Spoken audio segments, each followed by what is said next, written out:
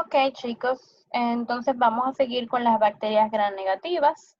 En esta ocasión vamos a iniciar el video hablando de la Pseudomonas aeruginosa. Es una bacteria sumamente importante porque causa con muchísima frecuencia manifestaciones clínicas en el ser humano y específicamente esta especie, la Pseudomonas aeruginosa, es la más importante que existe. Siempre iniciamos hablando sobre manifestaciones o características importantes de esta bacteria. Vamos a recordar que es un bacilo, ¿ok? Un bacilo gram negativo. Es conocida porque es oxidasa positivo. Recuerden que esto se estila en bacterias que tienen una enzima que es la citocromo C oxidasa, que permiten entonces la utilización de oxígeno para la producción de energía y permiten además las reacciones de óxido-reducción. Esta es una bacteria aeróbica, ¿okay? Es aeróbica estricta, solamente puede realizar sus necesidades metabólicas cuando esté en presencia de oxígeno, y eso es un dato bien importante de la Pseudomonas aeruginosa. Otra característica es que no puede fermentar la lactosa. Eso quiere decir que si nosotros la cultivamos en un agar de McConkey, pues sabemos cuál va a ser la reacción. No va a tener ninguna reacción importante o va a tornarse de color transparente cuando está creciendo en este tipo de agar. También podemos reconocer las pseudomonas aeruginosas por la producción de pigmentos. La pseudomona puede producir muchísimos pigmentos importantes. De los más importantes que tiene es la piocianina, que es un pigmento de color azul, y la pioverdina, que es un pigmento de color verde. Esos pigmentos son importantes porque nos ayudan a identificar las infecciones por pseudomona. Muchas veces, por ejemplo, un paciente que tiene infección de vías urinarias causada por pseudomona puede entonces tener una orina teñida totalmente de azul o teñida totalmente de verde, y eso es gracias por esta producción de pigmentos. También es importante los pigmentos cuando esta bacteria está siendo cultivada y cuando está creciendo en un agar, porque muchas veces las colonias de Pseudomonas aeruginosas también pueden manifestar este tipo de coloración cuando crecen en el agar. Otra característica es la producción de olor, ¿ok?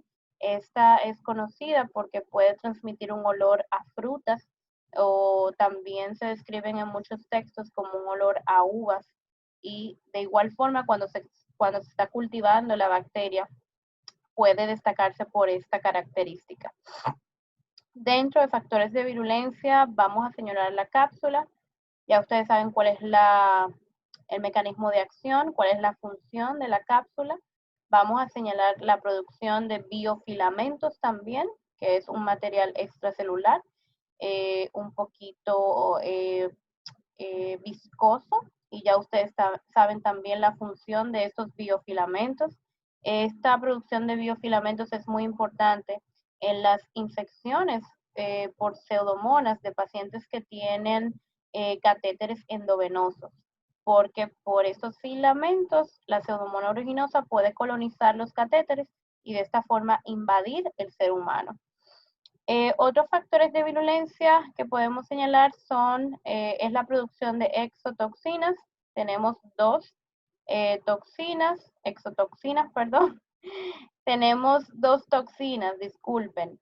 La producción de exotoxinas y las endotoxinas, que son bien características de las bacterias gram negativas.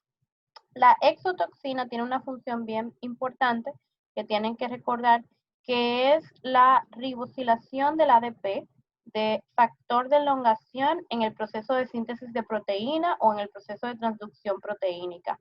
Esta función es exactamente igual a la función de la toxina difterica, y por eso tienden a estudiarse en conjunto como toxinas de tipo exotoxinas que inhiben la síntesis de proteína de las células hospederas.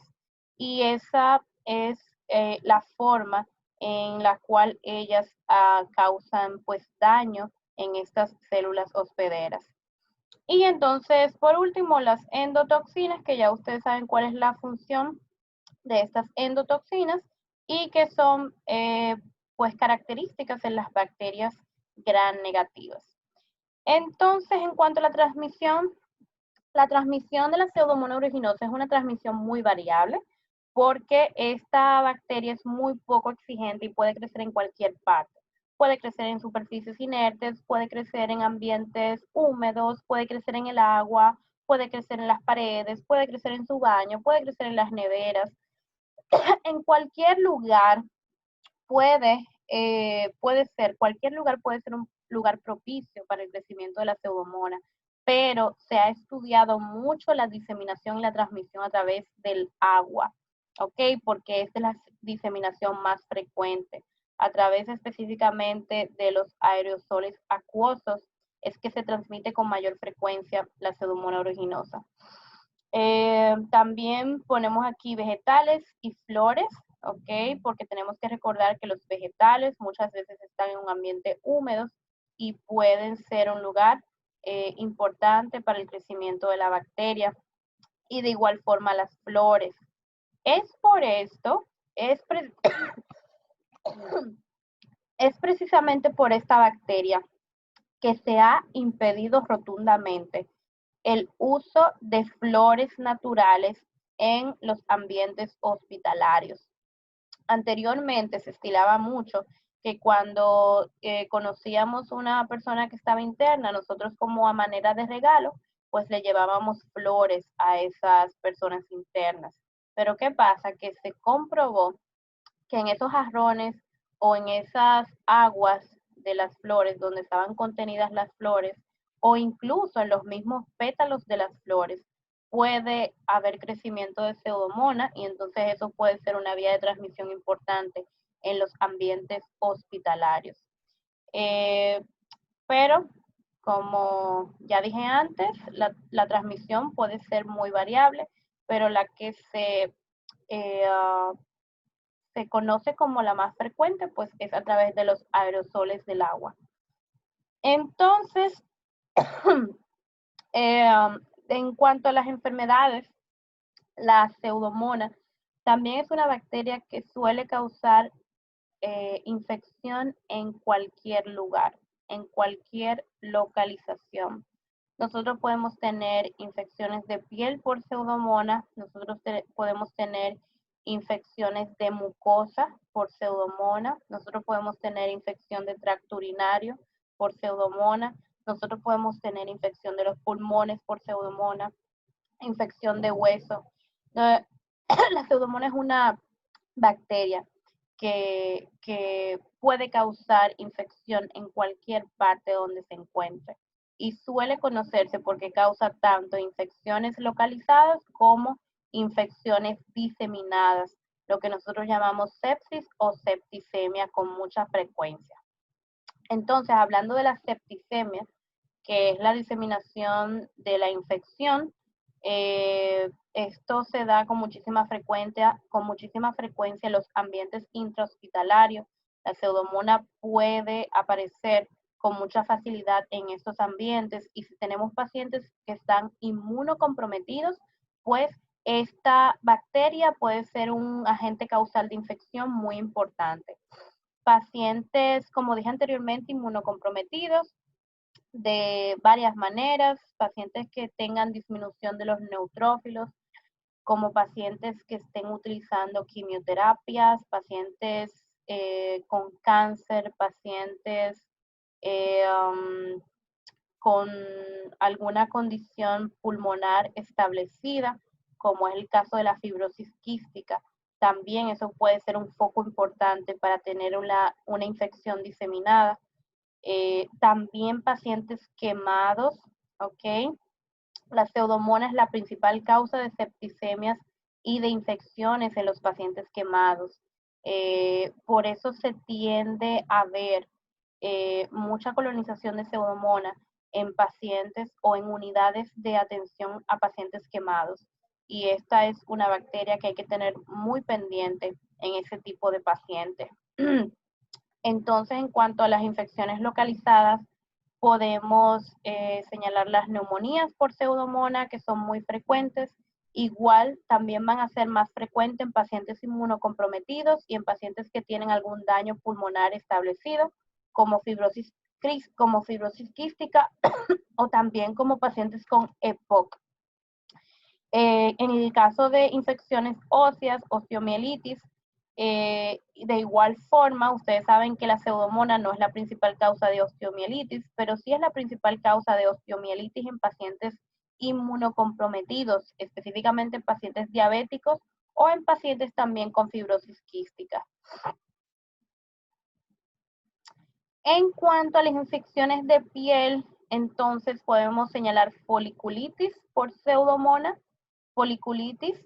A este tipo de foliculitis se llama también foliculitis hot tube o de tina caliente, porque suele asociarse principalmente con pacientes que han utilizado algún agua contaminada, pacientes que han nadado en algún estanque contaminado por pseudomonas, pacientes que han ido a saunas, que es un ambiente que tiene muchísima humedad y que también puede tener contaminación por esta bacteria.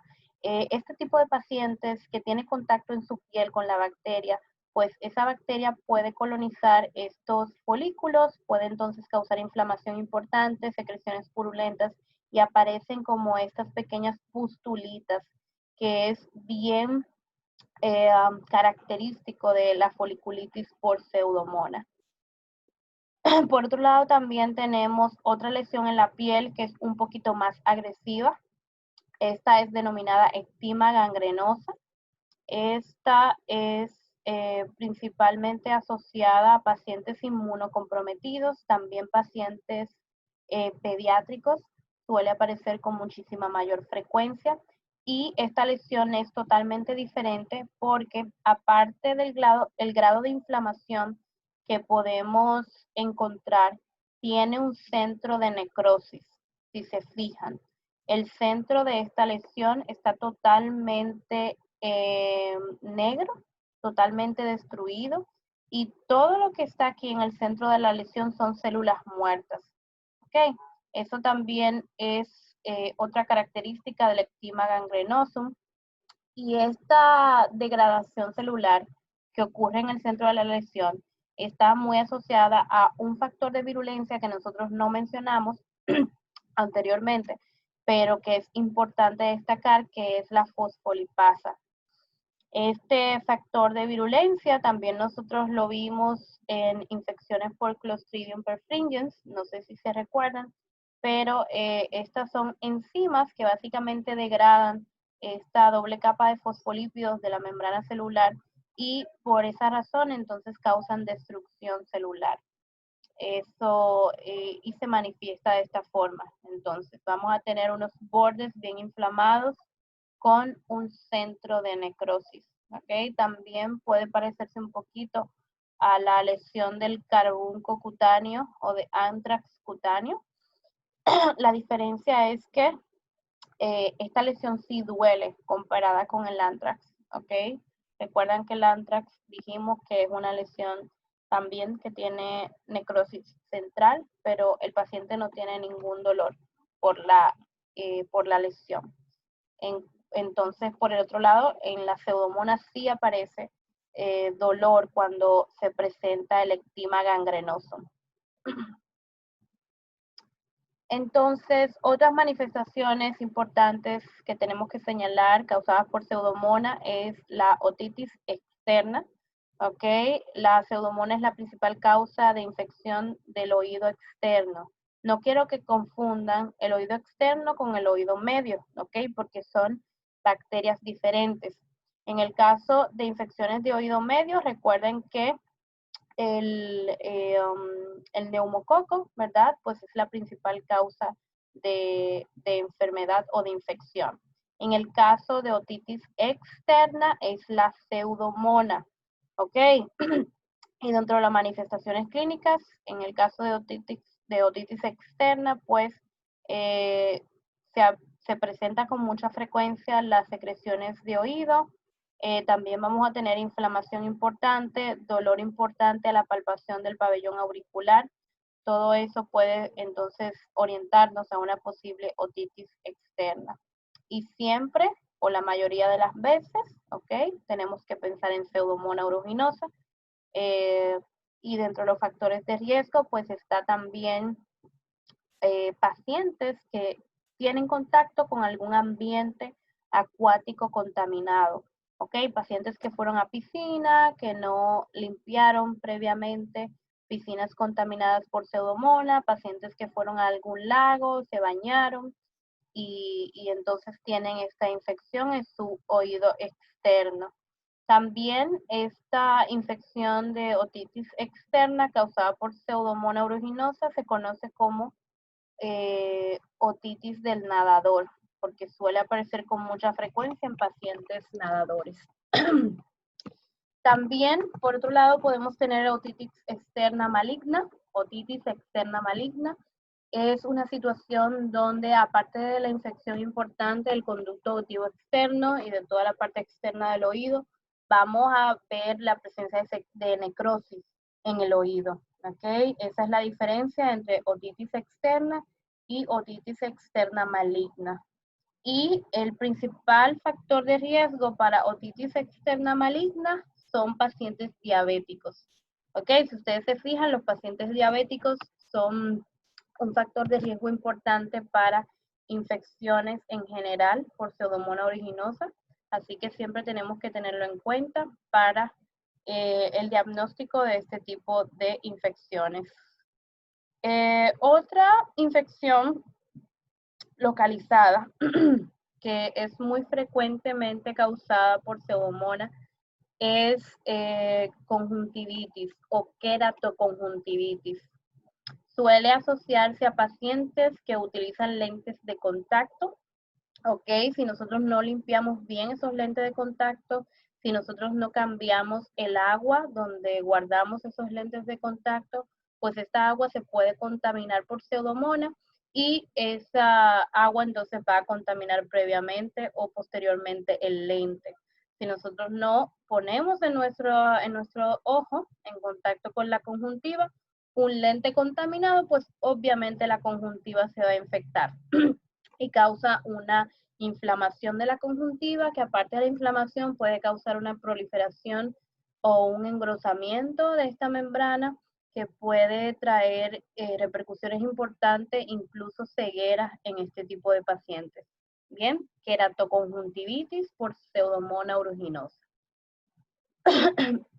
Entonces, la Pseudomonas pues es una bacteria de fácil diagnóstico, por así decirlo, porque siempre tenemos que pensar en ella cuando estamos en ambientes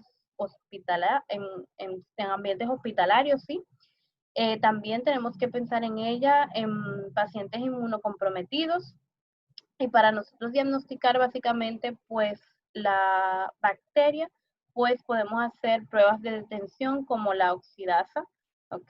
Que es una prueba importante para diferenciar este tipo de bacteria. De igual forma también la presencia de colores, de pigmentos, nos pueden servir como métodos diagnósticos y también tinciones importantes como la tinción de Gram, que es la tinción que se utiliza.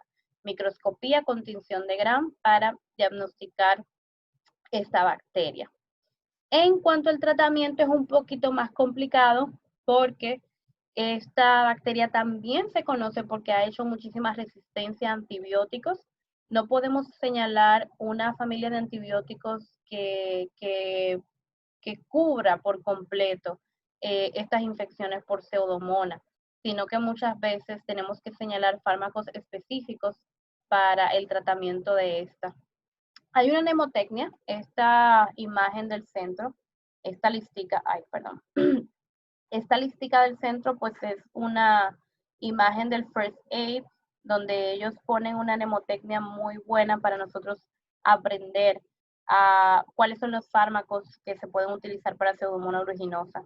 Y la mnemotecnia es campfire, campfire. Entonces ahí señala que podemos utilizar los carbapenémicos, pero ojo que no podemos utilizar todos los carbapenémicos. Los carbapenémicos que vamos a utilizar son el imipenem, el meropenem y el doripenem, que son los más sensibles para esta infección. Podemos utilizar la familia de los aminoglucósidos. Aquí sí hay mayor rango de antibióticos de esta familia. De los aminoglucósidos podemos utilizar la gentamicina, podemos utilizar la amicacina con mucha frecuencia. Podemos utilizar los monobactámicos, donde solamente vamos a encontrar un fármaco que es el Astrionam.